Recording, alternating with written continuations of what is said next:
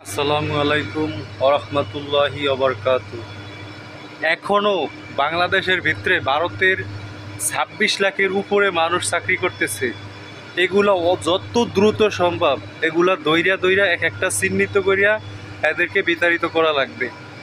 ভারত শুধু বয়কট করলে হবে না, ভারত বয়কট সহ ভারতের সাথে সকল যোগাযোগ বিচ্ছিন্ন করা লাগবে। কেন ভারতের শ্রমিকরা এখনও কাজ করতেছে? এত লাখ মানুষ, প্রায় 26 থেকে 30 লাখের মতো মানুষ এখনও বাংলাদেশে চাকরি করতেছে, তাও আবার সরকারি বেসরকারি মিলে। তো যত দ্রুত সম্ভব এগুলাকে বিতাড়িত করুন। বাংলাদেশের মানুষ চাকরি পায় না, রাস্তায় রাস্তায় ঘুরতেছে, ফ্যাক্টরির সামনে অমনের সামনে ঘুরতেছে। আর ভারতের এই 26 থেকে 30 লাখ মানুষ এখনও বাংলাদেশে চাকরি করতেছে। কেন, কিভাবে করতে পারে? যারা ক্ষমতায় আছেন, যারা রাষ্ট্রপ্রধানে এখন দায়িত্ব আছেন, আমি তাদেরকে অনুরোধ করব যত দ্রুত সম্ভব এগুলারে আপনারা চিহ্নিত করুন। চিহ্নিত করিয়া দেশের মানুষের চাহিদা দেন, দেশের মানুষের চাকরি করার সুযোগ দেন। বিভিন্ন সামরিক বেসামরিক বাহিনীতে অনেক ভারতের লোক এই স্বৈরাচার শেখ হাসিনা ঢুকাইছে। এগুলা যত দ্রুত সম্ভব চিহ্নিত করুন। একটা একটা করে চিহ্নিত করিয়া এদেরকে ভারতে পাঠিয়ে দেন। এবং বাংলাদেশের যারা বেকার আছে, অনেক মানুষ বেকার আছে বাংলাদেশে এখনও, বিভিন্ন ফ্যাক্টরির সামনে গিয়া ঘুরতেছে ফিরতেছে, চাকরি পাইতেছি না। আর ভারতের মানুষ বাংলাদেশে এইভাবে সামরিক বেসামরিক পদে চাকরি করতেছে। তো যারাই দায়িত্ব আছেন যত দ্রুত সম্ভব এদেরকে বিতাড়িত করুন, এদেরকে বিতাড়িত করুন। দেশের মানুষের চাহিদা দেন চাকরির দ্রুত। লক্ষ লক্ষ বাংলাদেশি যুবক রাস্তায় রাস্তায় ঘুরতেছে, চাকরি পাইতেছে না, চাকরির জন্য ঘুরতেছে। লেখাপড়া করছে কইরা এখন চাকরি পায় না ঘুষের জন্য।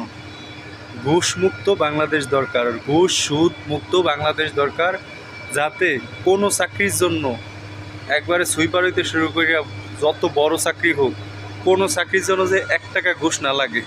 যারাই ঘুষ চাবে তাদের বিরুদ্ধে দ্রুত আইনের ব্যবস্থা করুন, তাদেরকে আইনের আওতায় আনবেন, তাদের জন্য নতুন আইন জারি করুন। তো তাদের 2-4-5 বছর জেল হবে এবং জরিমানা হবে।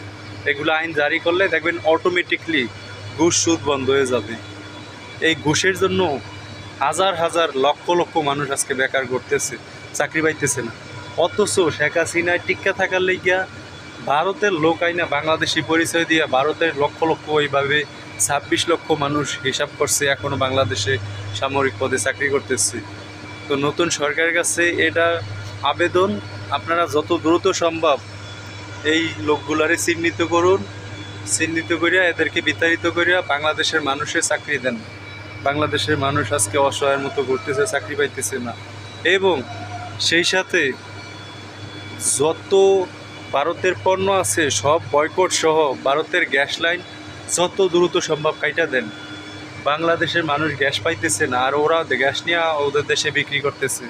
আর আমাদের দেশের মানুষ গ্যাস কিনতে পায় না। একটা গ্যাসের বোতল কিনতে গেলে 1500 টাকা লাগে, আর ওরা কিনতেছে 500 টাকা দিয়া।